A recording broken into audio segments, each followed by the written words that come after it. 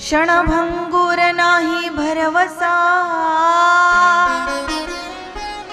वारे सावध तोडा माया आशा। जिथे क्षणभराचाही माणसाचा भरवसा या ठिकाणी नाही। क्षणभंगुर जीवन कलिका, कल प्रात को जान खिले न खिले। एवढं सुंदर जीवन भगवान परमात्म्याने आपल्याला दिलेलं आहे आणि या मानव देहामध्ये आल्याच्या नंतर ईश्वराची प्राप्ती करणं हे आपल्या मानव जीवनाचं परम ध्येय, परम उद्दिष्ट आपलं असलं पाहिजे।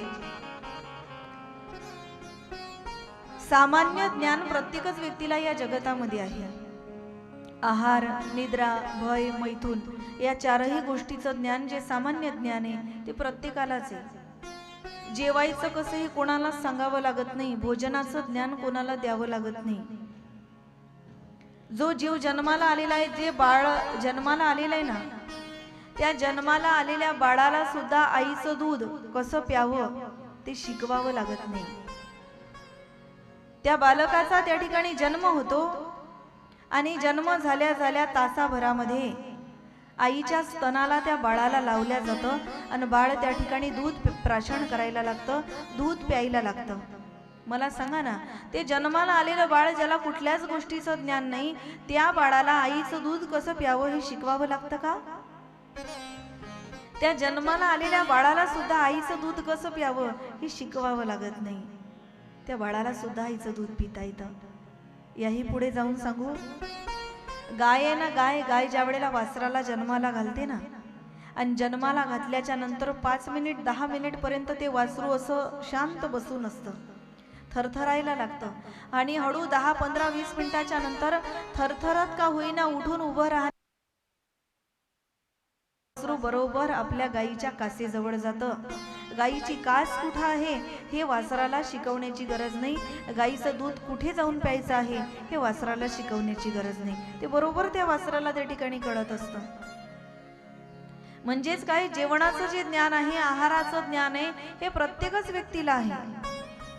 जेवणाचं कुणाला शिकवावं लागत नाही। लहान बालक असतो, कधी कधी आपल्या हाताने जेवण करत असताना तो कपड्यासहित, अंगासहित सगळं तोंड सुद्धा भरून ठेवतो, पण त्याला जेवता मात्र येतं।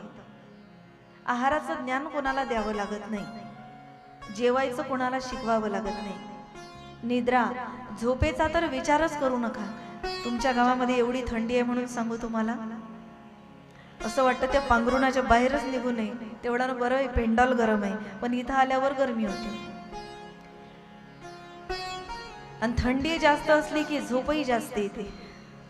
झोपण्याचं ज्ञान कोणालाच द्यावं लागत नाही, झोप सहज माणसाला येते, दिवसा पण येते, रात्री पण येते, कथेत पण येते, कुठे पण येते। झोपण्याचं ज्ञान कोणाला द्यावं लागत नाही। निद्रा महाराणीला वरदानच येते, इथे येतेच। पण कथा ऐकत असताना 2 गोष्टी लक्षात ठेवायच्या आहे। निद्रा महाराणी यहाँ आने न पाए और मनीराम जी कहीं घूमने जाने न पाए। हे मनीरामजी लगेच फिरायला जात असतात, बाहेर कुठेही फिरायला जातात। आता जर मी तुम्हाला विचारलं तुमच्या घरी साखरेचा डबा किती नंबरच्या क्रमांकाला ठेवलेला आहे, इथं बसून तुम्ही सांगू शकता आणि तुमचं मन साखरेच्या डब्याजवळ गेलं हे पण मला माहिती आहे। कारण मनीरामजी सतत फिरायला जात असतात, ते एका ठिकाणी बसतच नाही, स्थिर होतच नाही। मनीरामजी कहीं घूमने जाने न पाए और निद्रा महाराणी यहाँ आने न पाए। या निद्रा महाराणी लगेच इथे आल्या आल्या प्रसन्न आपल्याला होते। झोपेचं ज्ञान कोणाला द्यावं लागत नाही, झोपण्याचं ज्ञान प्रत्येकाला आहे, जेवणाचं ज्ञान आहे। निद्रा, भय, भीती तर प्रत्येकालाच आहे महाराज। आज जगतामध्ये प्रत्येक व्यक्तीला भीती आहे, छोट्या छोट्या सामान्य पशुपासून तर थेट म्हाताऱ्या माणसापर्यंत प्रत्येक व्यक्तीला प्रत्येकच बाबतीमध्ये भीती आहे। आज कोणाकोणाला कशा कशाची भीती नाही महाराज। उंदीराचा जर विचार केला तर उंदराला पण भीती आहे, कोणाची? झोपल्या का काय? उंदराला कोणाची भीती आहे माहिती नाही तुम्हाला? मांजराची। उंदराला भीती आहे मांजराची, मांजराला कोणाची भीती आहे? कुत्र्याची। बघा, प्रत्येक व्यक्तीला कोणाची ना कोणाची भीती आहे. उंदराला भीती आहे मांजराची, मांजराला भीती आहे कुत्र्याची, कुत्र्याला भीती आहे कोल्ह्याची, कोल्ह्याची भीती आहे कुत्र्याला. कोल्ह्याला पण कोणाची तरी भीती आहे. कोल्ह्याला त्या ठिकाणी भीती आहे वाघाची. कोल्ह्याला वाघाची भीती आहे. वाघ येईल आणि आपल्याला खाऊन जाईल. वाघाला पण कोणाची तरी भीती आहे. आपल्याला जरी वाटत असेल की आपणच वाघाला भीतो, असं नाही. वाघाला पण माणसाची भीती आहे. वाघाला माणसाची भीती आहे. बरं, माणसाला कोणाची भीती आहे? बाईची. बरोबर, माणसाला बाईची भीती आहे. बरं, बाईला कोणाची भीती आहे? बाईला पुन्हा उंदराची भीती आहे. हे सर्व फिरून फिरून तिथंच येतं. उंदराला मांजराची, मांजराला कुत्र्याची, कुत्र्याला कोल्ह्याची, कोल्ह्याला वाघाची, वाघाला माणसाची, माणसाला बाईची, बाईला पुन्हा उंदराची. घरामध्ये उंदीर दिसला की ती पडायला लागते. भीती प्रत्येकाला आहे. शास्त्राने तर 9 प्रकारचे भय सांगितलेले आहे. भोगे रोग भयम, कुले च्युती भयम, विद्येन्द्रुपालाद् भयम, माने दैन्य भयम, बले रिपू भयम, रूपे जराया भयम, शास्त्रे वाग् भयम, तपेन्द्रियम, काये कृतान्ताद् भयम, सर्ववस्तु भयान्विता भुवि तृणाम्, वैराग्यमेवा भयम. शास्त्राने माणसाला 9 प्रकारची भीती सांगितलेली आहे. भोगे रोग भयम, भोग्याला रोगाचं भय आहे. नाहीतर त्याच मालकाच्या अंगणामध्ये एक एक वारकरी 40-40 जिलेब्या दाबून दाबून खातो. पण जो घर मालक आहे त्याच्या घरी साखरेच्या गोण्याच्या गोण्या भरून भरलेल्या असतात. पण डॉक्टर साहेबांनी सांगितलं असतं, मरेपर्यंत जगायचं असेल तर जिलेबीच्या भानगडीत पडायचं नाही. डोळ्यासमोर बघून बघूनच सुख घ्यावं लागतं. घरी भरपूर आहे पण खाता येत नाही. का? भोगे रोग भयम. बाकीचे पाहुणे त्यांच्याच घरी येऊन बासुंदी खाऊन जातात, जिलेबी खाऊन जातात, नवे नवे श्री बालाजीचा बेत घेऊन जातात. श्री बालाजी म्हणजे श्रीखंड, बासुंदी, लाडू, जिलेबी.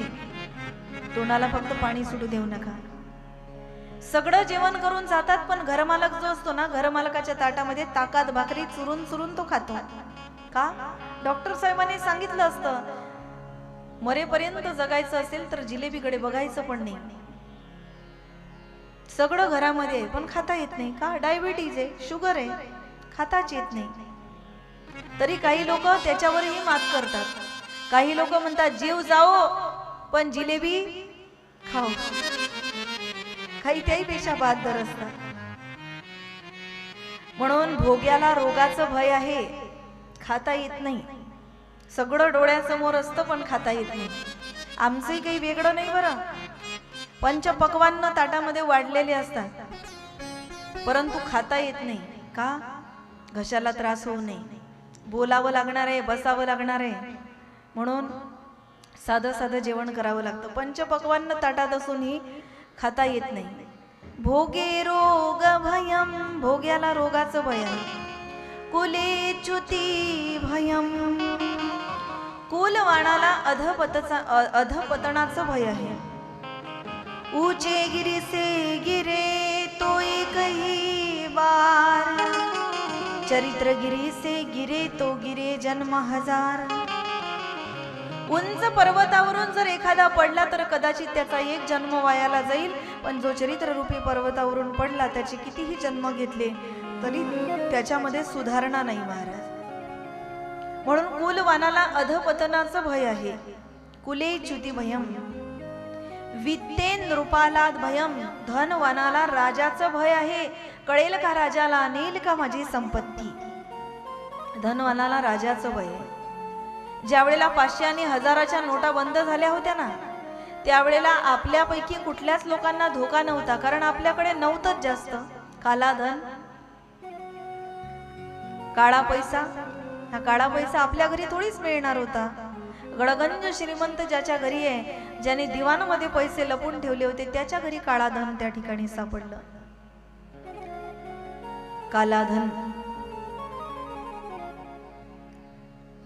ज्या वेळेला त्या लोकांकडे पैसा होता, त्यावेळेला त्या लोकांना भीती वाटली होती, राजाला कळेल आपली संपत्ती जप्त होईल. आपल्याला कुठलीच भीती नव्हती, कारण आपल्याकडे नव्हताच एवढा काळा पैसा.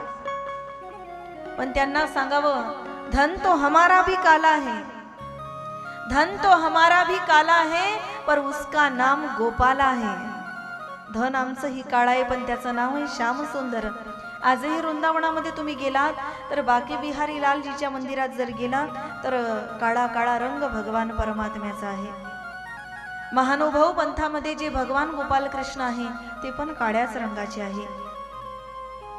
कारण भगवान परमात्मा त्या ठिकाणी काळ्या रंगाचा नवे नवे अवघ जग ज्याच्या चरणावरती मस्तक नतमस्तक होतं ना, जे भूवैकुंठ या पृथ्वीवरती आहे, ते भूवैकुंठ म्हणजे पंढरपूर. आणि त्या पंढरपूरचा जो राया आहे, पंढरपूरचा जो राजा आहे, पंढरपूरचा जो भगवान परमात्मा आहे, तो दिसायला कसा आहे, काळाच आहे.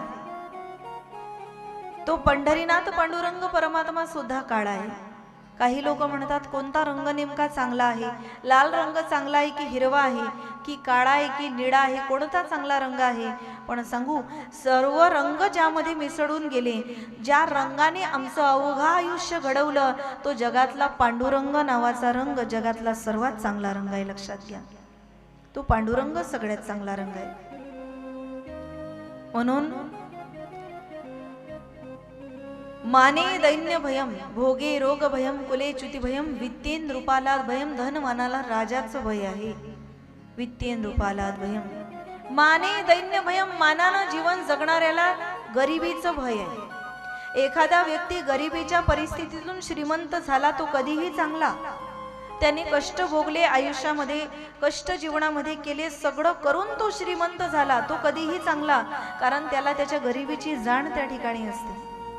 पण ज्या माणसाने जन्म घेतल्याबरोबर सोन्याच्या ताटात जो जन्माला आला, सोन्याचा चमचा घेऊन जो जन्माला आला, असा जो श्रीमंतीमध्ये वाढलेला व्यक्ती आहे, तो जर श्रीमंत झाल्यावर, मोठा झाल्यावर पुन्हा जर गरिबी त्याच्या जीवनामध्ये आली आणि दुसऱ्याच्या दारामध्ये जर त्याला काही मागण्यासाठी जावं लागलं, तर त्याला वाटतं हे असलं जीवन जगल्यापेक्षा विष पिऊन मेलेलं बरं. का? माने दैन्य भयम. मानानं जीवन जगणारा जो व्यक्ती आहे, ज्याला मानानं जीवन जगायची सवय झालेली आहे, तो अपमान जीवनामध्ये पचवू शकत नाही. लक्षात घ्या, ज्याला जिकडे तिकडे मान सन्मान जगामध्ये मिळतो ना, तो स्वतःचा अपमान कुठे सहन करू शकत नाही. आणि म्हणून माने दैन्य भयम, मानानं जीवन जगणाऱ्याला दारिद्र्याचं भय आहे. वास्तविक संतांच्या भेटीसारखं जगामध्ये सुख नाही आणि दारिद्र्यासारखं दुःख नाही. दारिद्र्य ज्याच्या ज्याच्या जीवनामध्ये आहे. बरेच लोक असे आहेत ज्यांनी खूप गरिबी या ठिकाणी पाहिलेली असेल, म्हातारी माणसं असेल, जे झोपडीमध्ये सुद्धा कधी राहिले असेल. परंतु झोपडीमध्ये राहणारा व्यक्ती सुद्धा सामान्य समजू नका. झोपडीमध्ये जरी राहत असेल तरी विचारसरणी मात्र त्यांची उंचावलेलीच असेल. वैराग्यमूर्ती गाडगे बाबा जन्म झोपडीतच झाला. वंदनीय राष्ट्रसंत तुकडोजी महाराज जन्म झोपडीतच झाला. माऊली महावैष्णव ज्ञानोबा राय जन्म झोपडीतच झाला. कितीतरी दुःख जीवनामध्ये आले, परंतु त्या दुःखालाही दुःख न मानता वंदनीय राष्ट्रसंत तुकडोजी बाबा गोड वर्णन करतात. राजा सजी महाली, सौख्ये कधी मिळाली, ती सर्व प्राप्त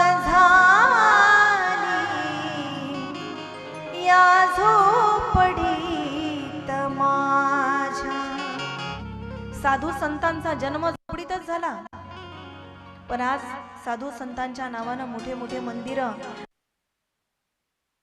असतील तर ते त्यांच्या कर्तृत्वाची पावती आहे. लक्षात. पुण्यश्लोक अहिल्यादेवी होळकर यांचा जन्म अहमदनगर जिल्ह्यामध्ये झाला होता, बरोबर आहे ना? अहमदनगर जिल्ह्यामध्ये जन्म झाला होता. एवढी कीर्ती गाजली, एवढं कर्तृत्व गाजवलं की आज जिल्हा त्यांच्या नावाने ओळखला गेला. अहमदनगरचा अहिल्यानगर झाला. हे कसं झालं महाराज? कर्तृत्वाची पावती आहे त्यांच्या. माणूस किती दिवस जगला याला महत्व नाही, तो कसा जगला हे सर्वात जास्त महत्वाचं आहे. माऊली महावैष्णव ज्ञानोबाराय वयाचे अवघे 22 वर्ष या पृथ्वी तलावर राहिले. 22व्या वर्षी माऊलींनी समाधी घेतली. पण असलं जीवन जगले ना, असलं जीवन जगले की 100 वर्ष जगणाऱ्या म्हाताऱ्याला लाजवेल असलं जीवन वयाच्या 22व्या वर्षापर्यंत माझी माऊली जगले. म्हणून माणूस दीर्घजीवी होण्यापेक्षा दिव्यजीवी झाला पाहिजे. आद्य जगद्गुरु शंकराचार्य अवघे वयाचे 32 वर्ष राहिले, परंतु त्या ठिकाणी एवढं कर्तृत्व जगतामध्ये गाजवलं. आज आद्य जगद्गुरु म्हणून त्यांना त्या ठिकाणी संबोधलं जातं. जगद्गुरु तुकोबाराय अवघे 41 वर्ष राहिले, सदेह वैकुंठाला निघून गेले. पण आज एवढं नाव त्या ठिकाणी जगतामध्ये कमावलं. आज तुकोबारायांचं नाव ज्याला माहिती नाही असा व्यक्ती जन्माला आलेला नाही. आणि जन्माला येऊन जर तुकोबारायांचं नाव आपल्याला माहिती नसेल तर आपण जन्म घेऊनही फायदा नाही. ज्या वेळेला बोलोबा आणि कनकाई पंढरपूरच्या वारीला गेले होते ना, त्यावेळेला अनेक वर्ष झाली असं म्हणतात. बोलोबारायांना कनकाई मातेला पुत्र संततीच नव्हती. दरवर्षी पंढरपूरची वारी सदोदित चालली होती. शेवटी पंढरीच्या रायाला वाकावं लागलं. म्हणे बाबा आता काहीतरी मागा, तरी मागत नाही बोलोबा महाराज. शेवटी एक दिवस कनकाई म्हणायला लागली, म्हणे देवा द्यायचंच असेल ना तुला, पुत्र ऐसा दी गुंडा ज्याचा तिलोकी झेंडा. गुंडा म्हणजे दादागिरी करणारा नाही, गुंडा म्हणजे बलवान असलेला, शक्तिशाली असलेला. तो शब्दही त्या ठिकाणी वापरलेला. गुंडा म्हणजे राजबिंडा ज्याला आपण म्हटल्या जातं, तसा त्याला गुंडा शब्द या ठिकाणी वापरलेला आहे. ज्याचा तिलोकी झेंडा. आज भारतातच नाही, भारत देशाच्या पलीकडे सुद्धा तुकोबारायांच्या गाथेवर PhD केली जाते. का? मागितलंच ते होतं पंढरी रायाला, पुत्र ऐसा देई गुंडा ज्याचा तिलोकी झेंडा. संपूर्ण जगतामध्ये तुकोबारायांचं नाव प्रत्येकाला माहिती आहे. सर्व जगतामध्ये तुकोबारायांचं नाव लौकिक आहे. दीर्घजीवी नाही झाले पण दिव्यजीवी नक्की झाले. लक्षात घ्या. आयुष्य कमी जरी मिळालं परंतु तेवढ्याच आयुष्यात एवढे जगले की आज त्यांचा गाथा वाचला की आपला माथा ठिकाण्यावर येतो. एवढं त्या ठिकाणी वाङ्मय त्या साधू संतांनी रचलेलं आहे. आजही ज्ञानोबाराय आपल्यामध्ये आहे. उघडा ज्ञानेश्वरी, रात्र दिवस फुल बेलफुल नका वाहू त्यावर, एक तरी ओवी अनुभवावी. उभं आयुष्य तुम्ही ज्ञानेश्वरीची फक्त पूजा केली तरी तुम्हाला ज्ञानेश्वरी कळणार नाही. एकच ओवी वाचा. नाही ना तुम्हाला वेळ, आपल्याला आपल्या जीवनामध्ये वेळ नाही. रोजच ज्ञानेश्वरीची एक जरी ओवी वाचली ना, ज्ञानोबारायांचं दर्शन कधीतरी आपल्याला झाल्याशिवाय राहणार नाही. लक्षात घ्या. तुकोबारायांचा गाथा आहे, नाही आपल्याकडे एवढा वेळ, एकच अभंग वाचा, 5 मिनिटही लागणार नाही. आज एखादा चित्रपट बघतात ना माणसं, चित्रपट बघताना असे डोळे फाडून फाडून चित्रपट बघतात, असं वाटतं आहे का गेला. एवढे डोळे फाडून फाडून चित्रपट पाहिला जातो. पण साधू संतांचं वाङ्मय वाचायला आम्हाला वेळ नाही, संत चरित्र वाचायला आम्हाला वेळ नाही. वास्तविक संत चरित्र जर वाचाल तरच वाचाल. कोरोनासारखं महाभयंकर संकट संपूर्ण जगतावर आलं, त्याही संकटातून जर आम्ही तरुण गेलो असू ना, समजून जा ही भगवान परमात्म्याचीच नाही, साधू संतांची कृपा आहे आमच्यावर. त्या संत कृपेमुळे आम्ही वाचलो. त्या संत कृपेमुळे आजही आम्ही या ठिकाणी व्यवस्थित आहोत. ती संतांची कृपा आहे. संत चरण राज लागता सहज, वासनेची बीज बीज जडूनी जाय, वासनेची बीज जडूनी जाय, वासनेची बीज जडूनी जाय, वासनेची बीज जडूनी जाय. संत चरण राजा लागता सहज, संत चरण राजा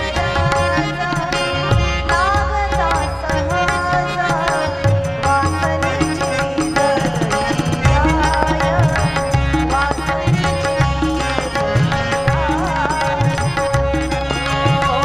वासनेची बीज जडूनी जाय, वासनेची बीज संत चरण राजा लागता सहज, वासनेचे बीज जडूनी जाय. संत चरण रज लागता, कष्ट करताना नाही, सहज. वैराग्यमूर्ती गाडगे बाबा 70 ते 75 80 वर्षापूर्वी आपल्या गावामध्ये, आपल्या गावाला, या ठिकाणी, या स्थळाला गाडगे बाबांचे पाय लागलेले आहेत. आज किती वर्ष झाली इथे बसलेल्या प्रत्येकाच्या घरी कोणीतरी गेलं असेल आतापर्यंत. घरामध्ये फोटो लावले असेल तुम्ही त्या मेलेल्या व्यक्तीचे. फारच फार 10 वर्ष, 20 वर्ष, 25 वर्ष एकदा घरात फोटो लावला की मेलेल्या माणसाचा सुद्धा फोटो आपल्याला घरात लावा वाटत नाही. कारण मुलगा म्हणतो, आई माझा मुलगा आहे ना, तुझा नातू आहे ना, तो घाबरतो, बरं हा फोटो काढून टाक. ज्या माणसाने उभं आयुष्य आपलं घडवलं त्या माणसाचा फोटो आपल्याला घरात लावा वाटत नाही. आज साधू संत जाऊन हजारो वर्ष झाले, आज अनेको वर्ष झाले, तरी अजूनही घरातच नाही, गावामध्येच नाही, चौका चौकामध्ये साधू संतांचे पुतळे तरी उभारलेले दिसतात, साधू संतांचे स्मारक तरी उभारलेले दिसतात, फोटो तरी आपल्याला दिसतात. का? संत चरण राज लागता सहज. काही गोष्टी सहज होतात महाराज जीवनामध्ये. एकदा ना एका पिंजऱ्यामध्ये एक पोपट कैद झालेला होता. त्या मालकाने त्याला पिंजऱ्यामध्ये ठेवलं होतं आणि तो त्या पिंजऱ्यामध्ये राहून इतका वैतागला होता पोपट. एक दिवस एक सद्भक्त आपल्या गुरु महात्म्याकडे जात होते. म्हणे, महाराज कुठे निघालात? म्हणे, गुरुदेवाचं दर्शन करायला निघालो. म्हणे, असं का? एक काम करा ना, ज्या वेळेला तुम्ही तुमच्या गुरुदेवाच्या जवळ जाल, तुमच्या गुरुजीला माझा एक प्रश्न आहे. म्हणे, कोणता प्रश्न आहे? तुमच्या गुरुजीला माझा एक प्रश्न विचारा, या पिंजऱ्यातून माझी सुटका कधी होणार? म्हटले, ठीक आहे, विचारतो मी. शिष्य गेला, गुरु महाराजांना नमस्कार केला, जे काही फळ फूल आणलं होतं ते अर्पण केलं. म्हणे, महाराज रस्त्याने येत असताना पिंजऱ्यामध्ये एक पोपट होता आणि त्या पोपटाचा तुम्हाला एक प्रश्न आहे. म्हणे, कोणता प्रश्न आहे? त्या पोपटाचा तुम्हाला एक प्रश्न आहे, या पिंजऱ्यातून माझी सुटका कधी होणार? महाराजांनी प्रश्न जसा ऐकला, बसल्या बसल्या डोळे लावले, हात ढिले सोडून दिले, मागच्या माग महाराज पडून गेले. याला वाटलं कमालच आहे, मी प्रश्न विचारल्याबरोबर महाराजांची अवस्था अशी का बरं झाली असेल? तो म्हटला, बहुतेक महाराजांची तब्येत आज ठीक नाही. जाऊ द्या म्हटले, हाच प्रश्न आपण उद्या विचारूया. दुसऱ्या दिवशी शिष्याला पुन्हा तोच प्रश्न केला. म्हणे, महाराज कालचा प्रश्न विचारला होता पण तुमची तब्येत ठीक नव्हती, तोच प्रश्न मी तुम्हाला आज पुन्हा विचारतो. त्या पोपटाचा असा प्रश्न आहे महाराज तुम्हाला, या पिंजऱ्यातून माझी सुटका कधी होणार? पुन्हा महाराजांनी डोळे बंद केले, हात पाय ढिले सोडून दिले, मागच्या माग महाराज पडून गेले. त्या शिष्याला वाटलं, रोज हा प्रश्न विचारल्यावर जर महाराजची अवस्था अशी होते, म्हणजे या पोपटाच्या प्रश्नातच काहीतरी घोड आहे. म्हटले, आता यानंतर नाही विचारायचा हा प्रश्न. घरी निघाला, जाता जाता पिंजरातल्या पोपटाने आवाज दिला. म्हणे, का रे, विचारला का माझा प्रश्न? म्हणे, मी नाही विचारणार तुझा प्रश्न. का? तुझ्या प्रश्नात काहीतरी गडबड आहे. म्हटले, काय झालं? जेव्हा जेव्हा मी तुझा प्रश्न गुरु महाराजांना विचारतो, महाराज डोळे बंद करतात, हातपाय ढिले सोडतात आणि मागच्या माग पडून जातात. तुझ्या प्रश्नात काहीतरी घोड आहे, यापुढे मी तुझा प्रश्न महाराजांना विचारणार नाही. पोपट म्हटला, विचारायची गरज नाही, मला कळालं महाराजांना काय म्हणायचं होतं. म्हणे, काय कळालं तुला? तुम्हाला जर बघायचं असेल तर इथे बाहेर उभे राहा, गुपचाप काय होतं या ठिकाणी गप राहून या ठिकाणी बघा तुम्ही. पोपटाने काय केलं? डोळे बंद केले, हातपाय ढिले सोडून दिले आणि खाली पोपट पिंजऱ्यात पडून गेला. काही वेळाने 10-15 मिनिटांनी अर्धा तासांनी घरमालक आला. घरमालकाने पिंजऱ्यामध्ये पाहिलं. जसं पाहिलं घरमालकाला वाटलं पोपट जाग्यात ना. घरमालकाला वाटलं पोपट मेला. मेलेल्याला कोणी ठेवतं का घरात? मेलेल्या माणसाला कोणीच घरामध्ये ठेवत नाही. एक रात्रभर पुण्या मुंबईला मुलं असले ना कसं तरी त्यांना लवकर बोलवतात ना पटापट त्यांना बांधून त्या ठिकाणी पाठवतात. बांधले जबरदोरीने का तो पुन्हा न येऊ म्हणून. कोणास दया येईना.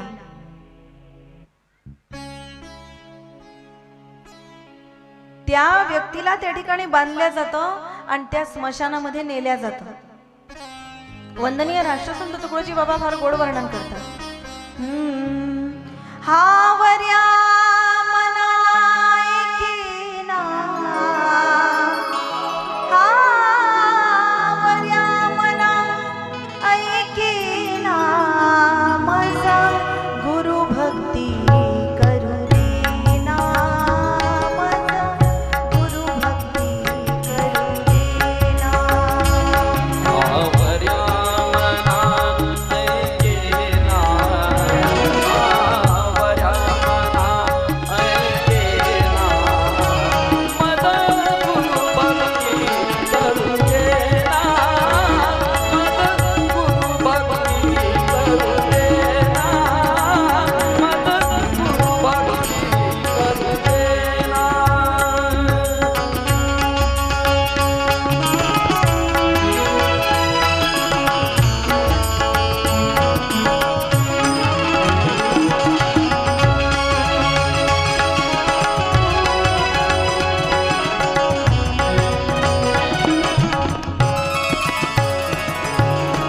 त्या मनाला त्या ठिकाणी उपदेश करत असताना सांगतात काकरितो चौकट करुनी, काकरितो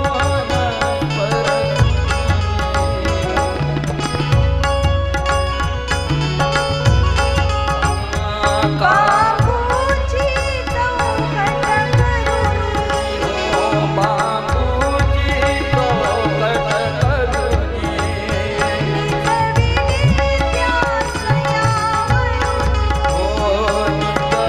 चौकट करुनी, निजविले त्या सयावरून, निजविले त्या सयावरून, बांधले जबरदोरी,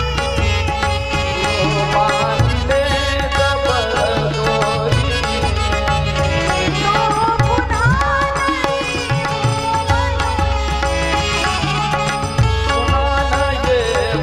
म्हणून.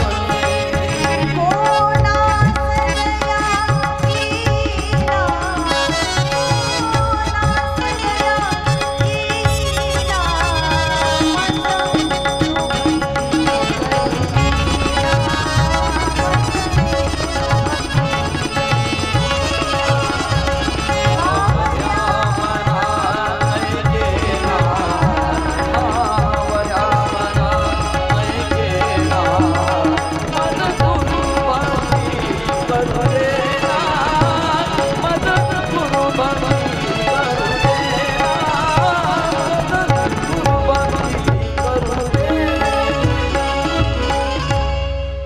हावर्या मना ऐकेना, हावर्या मना ऐकेना, माझा गुरु भक्ती करू देना, माझा गुरु भक्ती करू देना. बाबूची चौकट करुनी, बांबूची चौकट करुणी, निजविले त्या सयावरुनी, बांधले जबरदोरुनी दोरीने, तो पुन्हा न येऊ म्हणूनी. कोणास दया येईना, कोणास दया येईना, माझा गुरु भक्ती करू देना, माझा गुरु भक्ती करू देना. मेलेल्याला कोणी ठेवतं का घरात? बोला बोला, नाही ठेवत ना. मालकाला वाटलं पोपट मेला. मालकाने पिंजऱ्याचं दार उघडलं, पोपटाला घेतलं, नसं फेकून दिलं. जसं फेकून दिलं तो उंच आकाशामध्ये उडून गेला पोपट. का? साधू संतांनी सांगितलं होतं का त्याच्या प्रश्नाचं उत्तर? माझी सुटका कधी होईल? नाही. साधू महात्म्याने डोळे बंद केले, हातपाय ढिले सोडले, मागं पडले. एवढा उपदेश जसा पोपटाला कळाला, साधू संतांचं अनुकरण पोपटाने केलं, म्हणून पोपट पिंजऱ्यातून मुक्त झाला. असे इथे बसलेले कितीतरी पोपट आहेत जे संसारामध्ये एवढे गुरफटलेले आहेत, एवढे गुरफटलेले आहेत. काय करावं ताई? कथा ऐकायची भरपूर इच्छा आहे, पण नातूंना राहतच नाही माझ्याशिवाय. काय करावं? भरपूर ऐकावं वाटतं भागवत, पण घरकामातून वेळच मिळत नाही. समजा उद्या यम आलं तुमच्या घरी, यमराज, त्या यमाला पण हेच सांगा, भरपूर इच्छा आहे बरं तुझ्यासोबत यायची, पण काय करावं? वेळच नाही. ऐकेल का यम? तो तर म्हणेल हम है यम, यम है हम. तो थांबणार आहे का तिथे? तो लगेच घेऊन जाणार आहे आपल्याला, कुठल्याच परवानगीची अनुमतीची वाट न बघता. म्हणून संत चरण रज लागता सहज सहज झाला पोपटाला उपदेश. पण वासनेची बीज जडून जाय, आणि हे जर झालं, मग राम नामी उपजे आवडी, सुख घडो घडी वाढो लागे. मग राम नामी उपजे आवडी, मग रामनामामध्ये त्या ठिकाणी आपल्याला आवड निर्माण होते. ज्याला आवड निर्माण झाली त्याला सवड ही आपोआप मिळत असते. लक्षात घ्या, भगवान परमात्म्याची भक्तीची आवड मनामध्ये निर्माण झाली पाहिजे. आवड जर निर्माण झाली नाही तर सवड निर्माण होऊच शकत नाही. म्हणून भोगे रोग भयम कुले च्युती भयम विद्येंद्रुपालाद भयम माने दैन्य भयम.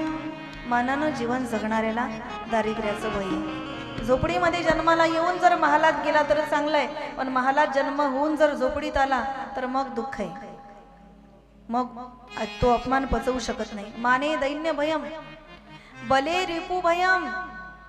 बलवानाला शत्रूचं भय आहे. गाजलेला दिल्लीचा, मुंबईचा कुठलाही पैलवान असू द्या, पुढच्या शत्रूचं भय हे त्याला आहेच. बले रिपू भयम रूपे जराया भयम. रूपवानाला म्हातारपणाचं भय. कितीही या रूपाला सांभाळा, कितीही जपा.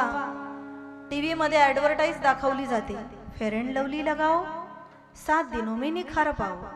हे सगळे मूर्ख बनवण्याचे धंदे. फेअर अँड लवली कितीही तुम्ही लावली तरी माणूस गोरा होऊ शकत नाही. जो रंग भगवान परमात्मेने दिलेला आहे, माऊली म्हणतात, काल लाटी लिहिले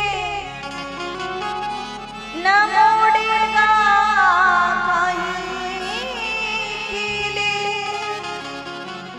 काळे गोरे पण धुतले फिटो.